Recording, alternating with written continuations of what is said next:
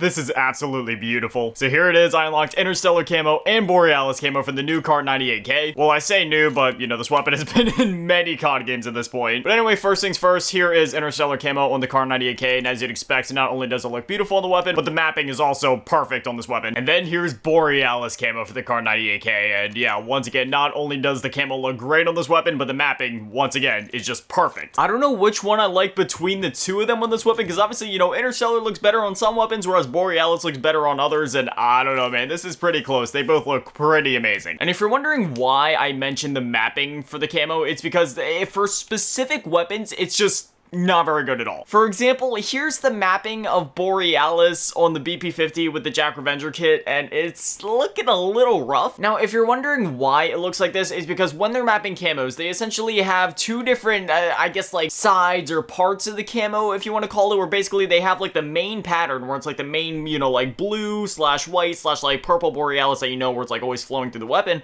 But then they also have the second part, which is more like that dark, deep blue part of the camo. Basically just like the complementary colors or shade of the camo. And while, like, yes, in itself, it is a cool pattern, it's just the fact that it takes up most of the weapon and it ends up kind of just like, I don't know, contrasting or conflicting more or less with the main Borealis camo in a really weird way, which is why the mapping really does matter on these weapons. Which is why, again, I was mentioning, like, oh yeah, the mapping is really good on the KAR98K, because, yeah, when I'm looking at it here, like, it's basically perfect. Like, each color, like, they're exactly where you'd want them to be on this weapon specifically. Anyways, that being said, I did also finally unlock the Superi 46, or however you're supposed to say that, so we will be using that. I literally just unlocked it before going to record this video, so I didn't really get to use it yet. I believe when I finished recording yesterday's video, I was at like 11% through the battle pass, but today I'm all the way up at 31. We're just gonna dive into a small map mosh pits, and I really just, you know, start to just fly through the levels for the Superi 46, because same thing here, I just want to grind through the levels, unlock Interstellar, unlock Borealis, figure out what attachments are good on this thing, and then just, you know, I don't know, from there I'll just keep using these new weapons, fly through the battle pass, and do my thing. We'll go ahead and slap Bowling Blossoms camo on this weapon. Domination on Rust? Oh, yeah, baby. It's also worth noting that if you don't own Modern Warfare 3, but you want to dive in and play Season 4, they are doing a free trial right now for, like, multiplayer and zombies and all that, so if you've either been thinking about playing the game, or if you just want to dive in and play while the free trial is active, you can do that for the next 2 days, I believe. Alright, here we are in-game with the Superi 46. I got to use it in yesterday's video long enough to get, like, I think 1 or 2 kills with it, but now I get to finally try this thing out, use it for myself. You know, I like using weapons without attachments at first, just then I really get a feel for it, and yeah, you know, this feels pretty good so far.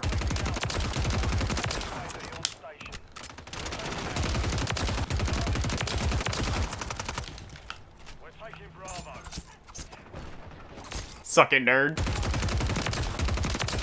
So far, this thing doesn't seem to be too crazy overpowered. I mean, that could obviously change once I get attachments on this thing, right? Like, once I load it up with, like, lasers and maybe even a bigger mag and improve some of the other stats, like, who knows? This thing could be an absolute shredding machine, but so far, at least at its base with no attachments, it seems to be just a relatively well-balanced SMG. Not too overpowered, not too underpowered either, just, like, a solid weapon. You never know with new weapons in this game. Rarely are they ever underpowered. They're either usually just right in terms of balance, or they're extremely overpowered. So far, though, like I said, this just seems to be a relatively well-balanced weapon. My team literally hasn't captured B yet. Dog, what are y'all doing? I'm gonna slap an ACS on this thing. I don't know about y'all when it comes to field upgrades. I mean, I bet there's probably some people out there that don't even use their field upgrades, but for me, I've always been running ACS, like, even since the beta. I play a lot of objective game modes, though, like, you know, like hardpoint domination, stuff like that. I know a lot of players nowadays don't even care about the objectives. They don't care about getting the win. They just kind of want to, like, dive in, grab some camos, get some kills. But for me, you know, I mean, maybe it's because I'm from the classic era of COD. And back then, sure, KDs were important, but you also wanted to get the win, so maybe it's just like a difference in mindsets or whatever, but I still go for the win anytime that I can. Sure, I'm not too crazy competitive like a lot of these players. You see, like,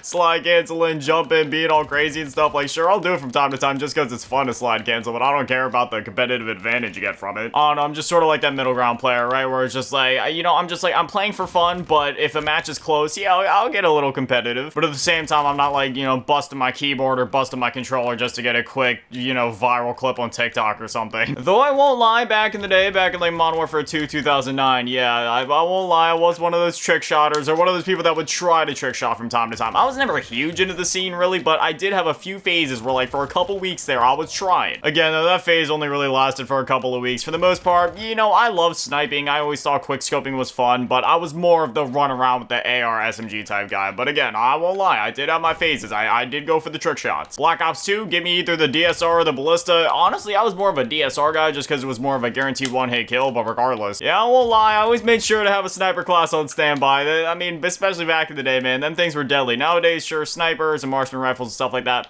they're still relatively deadly, but I just feel like, you know, with how much they've nerfed, like, ADS speeds and sprint fires over the years, it's like, yes, they're still deadly, yes, they still one-hit, but, like, man, it isn't the same as it used to be back in the day. So far, it seems like we're making decent progress in terms of leveling this thing up. Let's see, what are we at right now? We're at a level 4. Playing the objectives also helps a ton, which is another thing, you know, players run around just trying to get kills, which, like, yes, you do get a lot of XP that way, but, like, also just straight up playing the objectives, you get tons of XP for that. Also, if you're, like, defending or being offensive against an objective, that gets you even more XP. Like, look, we just flew all the way up to level 5. Speaking of flying, we are flying through this match but, like, the other team, I think they might be trying to play the objective. Like, maybe now they are. I mean, for a while, they weren't, though, so we got a huge head start.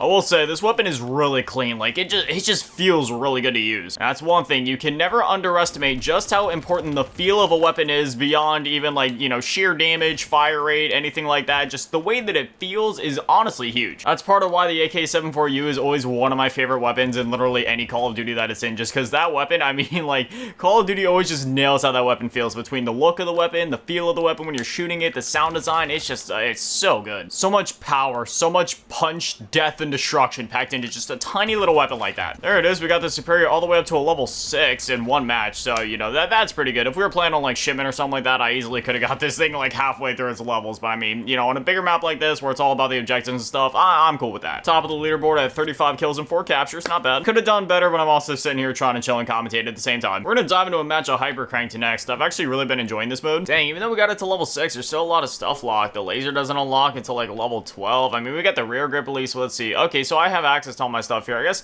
yeah, we'll go ahead and put on the one that mitigates recoil. We got a 40 round mag there, but man, it really knocks back that reload quickness as well as the ADS speed, so I'll probably just roll with, like, the default 30. I'll put on the overpressured rounds to up the target flinch. I'll also go ahead and slap on the Cronin Endless MSP12 just so then I, you know, have a bit of a faster ADS speed. Otherwise, I think, yeah, that's all I'm gonna do for now until we get some more attachments unlocked. Hyper Cranked on Mead. Alright, let's see what this thing does here. Now, the one thing with Hyper Cranked is that, you know, usually in normal cranked, you gotta get a kill before the timer starts, but in this, you literally just spawn in with the timer going, so you gotta rush for those kills ASAP. I'm not sure what's going on this match. I don't know if it's because we're playing cranked, but everybody is kind of like going in ultra sweat mode right now. I mean, again, we're cranked, so you just gotta move faster in general as is, but ooh, man. For some reason, they're also tossing around like decoys or whatever, so that's kind of annoying because they're popping up all over the map. They're kind of like throwing me off. Yeah, these guys are no chill this match. Everybody's just kind of like crowding this main hallway right here. I'm trying to flank around and kind of like catch them off guard if I can. Oh, never mind. I totally forgot to keep watching my timer.